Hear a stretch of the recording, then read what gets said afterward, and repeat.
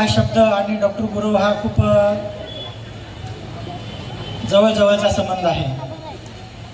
या मातृत्व दिनाच्या दिवशी आज माझी आई माझ्याबरोबर नाही आहे. जवळजवळ तिला जाऊन आज 1 वर्ष झालं. माझ्या सुरुवातीपासूनच्या काळामध्ये म्हणजे 2008 पासूनच्या काळामध्ये जसं हॉस्पिटलचं उद्घाटन झालं तेव्हापासून आई बरोबरच होती. तिच्या जे प्रेमाची थाप माझ्या पाठीवर पडायची ती माझ्या बरोबर होती. पण आता नियतीला मान्य नसता हा शेवटचा कार्यक्रम होता. म्हणत आहे जवळजवळ आता शेवटचंच हे आहे विस्तार आहे.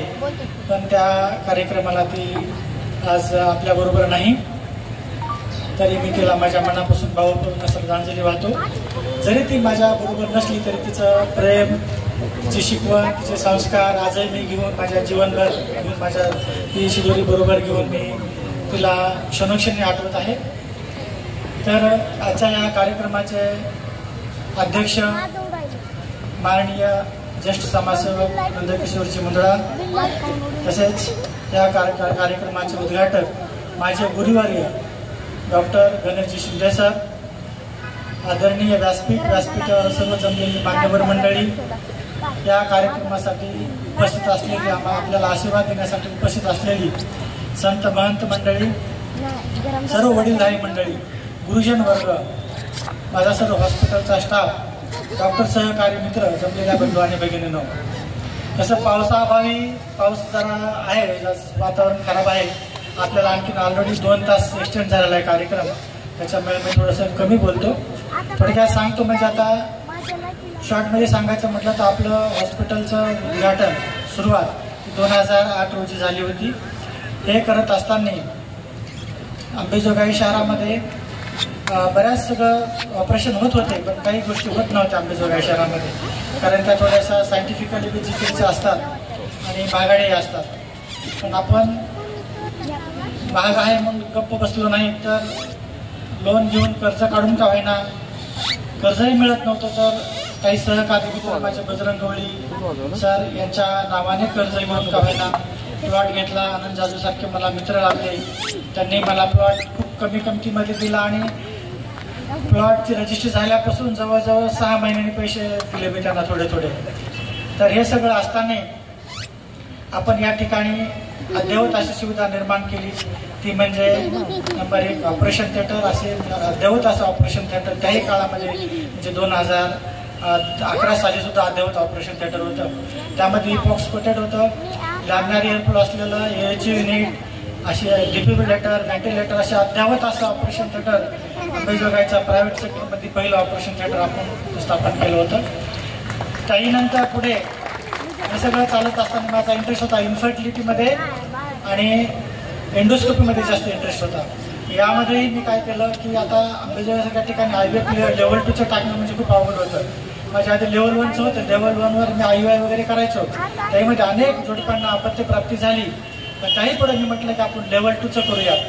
लेवल 2चं IVF करणं म्हणजे थोडंसं अवघड असतं. लेवल 2ची ट्रीटमेंट देणं म्हणजे त्यासाठी तज्ज्ञ लोक लागतात, तज्ज्ञ लोकांची टीम लागते, नॉलेज लागतं. बऱ्याच गोष्टी दुसऱ्या देशातून, जर्मनीतून, काही US आपण इम्पोर्ट करतो. थोडं अंबेजोगाईच्या ठिकाणी कुरिअर सेवाही नसते, तरी पण आपण तेव्हाही चांगली ती लेवल 2चं IVF केलं आणि चांगले रिझल्ट देण्याचा प्रयत्न केला मी. चांगले म्हणजे किती चांगले तर इंटरनॅशनल लेवलला IVFचे रिझल्ट 30 ते 40% असतात. गुगलवर कुठेही शोधा कोणत्या देशाचे किती रिझल्ट येते. आता माझ्यावर भरोसा बसणार नाही की एवढा चांगला आपण रिझल्ट दिला या ठिकाणी. आपण आता मी 5-6 दिवसापूर्वी जवळजवळ 7 वर्षाचं ॲव्हरेज काढलं. कालच आपल्या IVF सेंटरला 7 वर्ष पूर्ण झाले. त्याचा ॲव्हरेज काढला असताना आपल्या सेंटरचा IVFचा सक्सेस रेट जवळजवळ 73% आणि टेक होम बेबी रेट म्हणजे बाळं जी घरी घेऊन गेली असा सक्सेस रेट 65% आहे. म्हणजे पण कमी नाही. तर असं कोणत्या डॉक्टरला मी म्हटलं गायनेकोलॉजिस्टला किंवा असं तर ते म्हणतील असं कुठं असतं काय असं म्हणतील. पण ठीक आहे, काय हरकत नाही, आपल्याला कोणाला सांगायचं नाही, आपलं काम करायचं, आपल्या लोकांना चांगले रिझल्ट द्यायचा. तर बऱ्याच मला गायनेकोलॉजिस्टने विचारलं की तुमचा रिझल्ट एवढा कसा काय चांगला. मी त्यांना म्हटलं की बाबा माझे सगळे पेशंट हे गरीब आहेत, शेतामध्ये राहणारे आहेत, वाडी तोंडावर राहणारे पेशंट आहेत, खूप गरीब पेशंट आहेत, ऊस तोडणारे पेशंट आहेत. ते कसं तरी सोनं विकून, जमीन विकून, काहीतरी करून बाळच पाहिजे 8 तासापोटी काहीतरी करून ते IVF एकदाच करू शकतात, डबल करू शकत नाही, कारण त्याची ते कंडिशन तेवढी नसते तेवढी.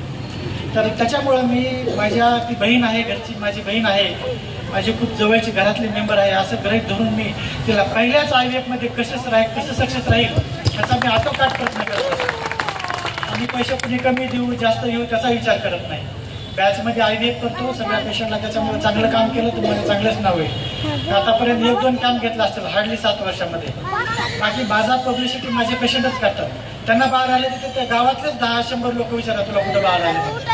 आपोआपच माझी पब्लिसिटी होत असते आणि त्या निमित्ताने आपल्याकडे पेशंटचा ओढा जास्त आहे आणि पेशंट येतात, फक्त रिझल्टमुळे येतात. आणि दुसरी गोष्ट म्हणजे हे सगळं करत असताना मला असं वाटलं की IVF लेवल 2चं तर आहे, मी सगळ्यांना ट्रीटमेंट देतो, पण काही जे बोटावर मोजण्यावाली पेशंट आहेत त्यांना मी ट्रीटमेंट देऊ शकत नाही.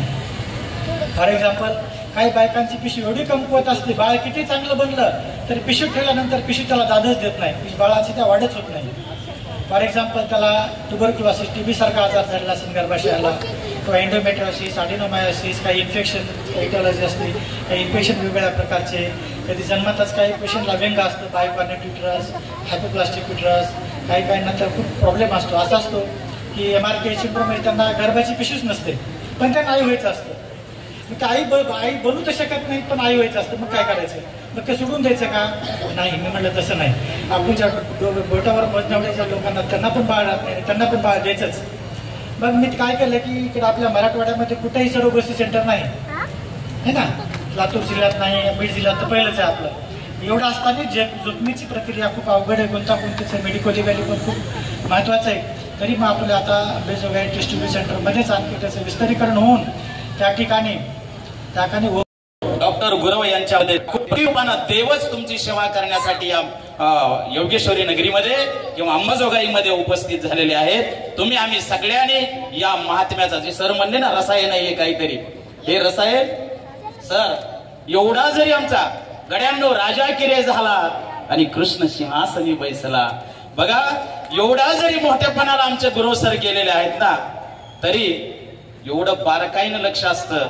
माझे सगळे वर्ग मित्र बोलवून घेतात, साधू संतांचा सन्मान करतात, सगळ्या म्हाताऱ्या माणसाचा, म्हणजे प्रत्येक गोष्ट अतिशय काळजीपूर्वक हाताळणारे जर कोणी असेल ना, तर माझ्या जीवनात एवढा मोठा माणूस, एवढ्या बारकाईनं सगळ्यांना मान सन्मान देणारा मी पाहिलेला आजपर्यंत तरी नाही.